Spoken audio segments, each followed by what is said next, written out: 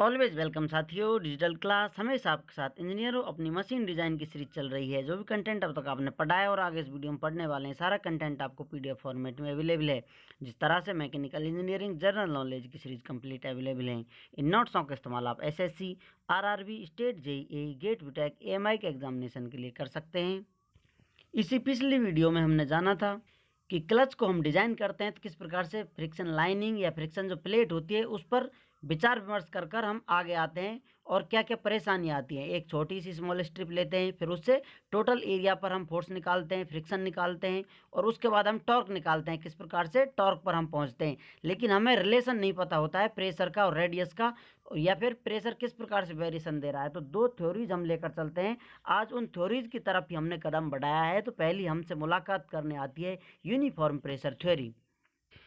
ये बात उस समय की है जब इनका जोड़ा नया नया बना हुआ है। मान लेते हैं ये प्लेट है, दूसरी प्लेट इससे मैचिंग कर रही है, प्रेशर डाल रही है, एक दूसरे से घर्षण कर रही है, ये फ्रिक्शन हो रहा है इनके मध्य में। लेकिन शुरुआत में जब ये नई प्लेट है तो मान लेते हैं जो प्रेशर लग रहा है यूनिफॉर्म प्रेशर लग रहा है, सभी पर इक्वल प्रेशर देखने को मिल रहा है, कहीं से इसमें घिसावट नहीं है। तो मान लेते हैं इस प्रकार का आपको प्रेशर रेशियो देखने को मिल रहा है, कांस्टेंट प्रेशर है। तो जो पिछली वीडियो में पिछली स्लाइड में आपको इक्वेशन नजर आ रही है, ये प्रेशर कांस्टेंट है तो इसे बाहर कर सकते हैं, म्यू भी कांस्टेंट होता है, इसे बाहर कर देते हैं। तो अब आसानी से इसका हम इंटीग्रेशन कर पाते हैं। When clutch is new, pressure is constant over the surface. तो हम लिख सकते हैं P इजक्वल टू कॉन्स्टेंट। अब यहाँ पर जैसा आपको बताया था, इस प्रकार से प्लेट नज़र आ रही है आपको, यहाँ पर प्रेशर देखने को मिलेगा। तो ऊपर जो प्रेशर डिस्ट्रीब्यूटेड है इक्वली डिस्ट्रीब्यूटेड है। अब इंटरनल रेडियस देखी जाए R1, ये नज़र आ रही है आपको, R2 देखी जाए, ये दूसरी रेडियस है, आउटर रेडियस है इसकी। यह बात की जाए सेंटर से एक रेडियस ये है, दूसरी सेंटर से ये वाली रेडियस है। तो फिर से फोर्स वाली इक्वेशन की तरफ कदम बढ़ाते हैं। ये इक्वेशन थी अपनी, प्रेशर को बाहर कर दीजिए, रिलेशन नहीं पता था तो अब हमें पता चल गया है। तो इंटीग्रेशन साइन यहाँ आ जाएगा, थोड़ा खिसका दिया गया है इसको। Then F equal to P out ले लिया आपने कांस्टेंट, यहाँ पर लिमिट लगा दिया, lower limit to upper limit, R1 to R2 2 pi r d r के बराबर है। अब इसका इंटीग्रेशन करेंगे तो 2 पाई कांस्टेंट है, बाहर आ जाएगा, पाई 2 पाई, और इसका इंटीग्रेशन कर दिया आर स्क्वायर डिवाइडेड बाई 2 हो जाएगा। तो यहाँ पर r square divided by 2, limit लगा दिया, लोअर लिमिट अपर लिमिट। अब इस प्रकार से हमें इसको सॉल्व करते हैं, लिमिटों का इस्तेमाल करते हैं तो इक्वेशन प्राप्त होती है F equal to P pi bracket में है या मल्टीप्लाई हो रहा है पी पाई से, R2 square minus R1 square. ये इक्वेशन हमें फोर्स की प्राप्त हो जाती है, जिसे नंबर 3 नाम दिया गया है। चलिए अब टॉर्क की गलियों में घूम के आते हैं। टॉर्क वाली इक्वेशन भी थी अपने पास, वही प्रॉब्लम सेम थी। अब ये सारे कांस्टेंट आपको पता चल गया, इनको बाहर निकाल दीजिए और दरवाज़ा बंद कर दीजिए, अपना काम चालू करिए। अब इस इक्वेशन का हम आसानी से इंटीग्रेशन कर सकते हैं। टोटल टॉर्क इसके बराबर होगा, कांस्टेंट बाहर ले लिए, पी म्यू 2 पाई, और जो ये टर्म बची है तो इसका आप इंटीग्रेशन करेंगे तो आर स्क्वायर था इसके साथ, तो आर क्यू डिवाइड बाई 3 हो जाता है। लिमिट लगी हुई है, lower limit R1 upper limit R2। अब लिमिट यूज करेंगे तो T equal to mu P 2 pi, यहाँ पर आपने लिमिट यूज कर दिए हैं R2 Q minus R1 Q divided by 3। तो इस प्रकार से हमें नई इक्वेशन 4 प्राप्त हो जाती है। अब यहाँ पर हमने टॉर्क निकाल लिया है, फोर्स निकाल लिया है जो हमारे काम आने वाला है, और ये किससे लिया है हमने, यूनिफॉर्म प्रेशर थ्योरी से। अब आसानी से हमारा काम हो सकता है। तो इस प्रकार से हम टॉर्क देख सकते हैं कितना इसका मैग्नीट्यूड होगा, आपको डाटा दिया गया होगा।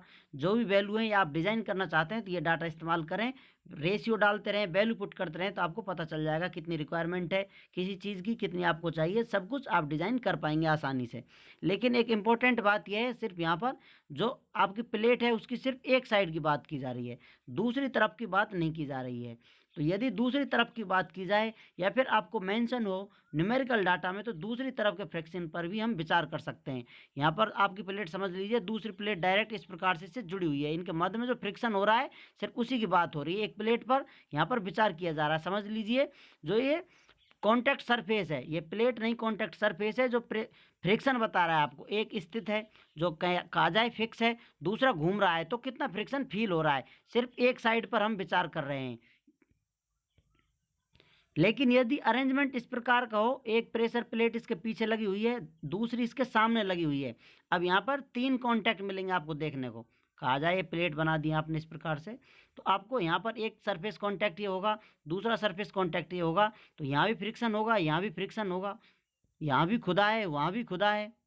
ये डायलॉग आपने ज़रूर सुना होगा, जहाँ नहीं खुदा है वहाँ कल खुदेगा। तो ये हम आगे जानेंगे किस प्रकार से लाइनिंग चेंज होती रहती है, तो जो क्लच प्लेट लगी हुई है उनका रोल बदल जाता है। सिंगल प्लेट से मल्टी प्लेट जो क्लच है अपनी मल्टीप्लेट क्लचों का रोल स्टार्ट हो जाता है। तो यहाँ पर इंपॉर्टेंट पॉइंट लिख लीजिए यदि आपको दिया गया है न्यूमेरिकल डाटा में, if it is mentioned that friction lining is on both side then multiply by 2 with above magnitude. जो ये मैग्नीट्यूड आपको दे रखा है इससे आप 2 मल्टीप्लाई कर देंगे तो दोनों तरफ के फ्रिक्शन की बात हो जाएगी। टोटल टॉर्क किसके बराबर होगा, टोटल टॉर्क ट्रांसफर 2T के बराबर हो जाएगा। फिर तो इस बात को, इस वैल्यू को आप रखें याद, या आप नहीं रख पाते हैं तो हम गांठ बांध कर आपके जेब में रख देंगे। आगे आने वाली वीडियोस आपको मजबूर कर देंगी ये सब अच्छे से समझने के लिए। फिर आप कहेंगे जी हाँ जी ऐसा ही होता है।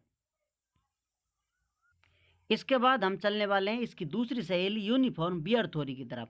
उम्मीद करते हैं विद्वानों वीडियो में दी गई अब तक की जानकारी आपको अच्छे से समझ में आई होगी। अभी भी आपका कोई कन्फ्यूजन है तो आप हमसे कमेंट कर कर पूछ सकते हैं। साथियों आप चाहें तो कांटेक्ट कर सकते हैं, कांटेक्ट लिंक आपको वीडियो डिस्क्रिप्शन में मिल जाएगा।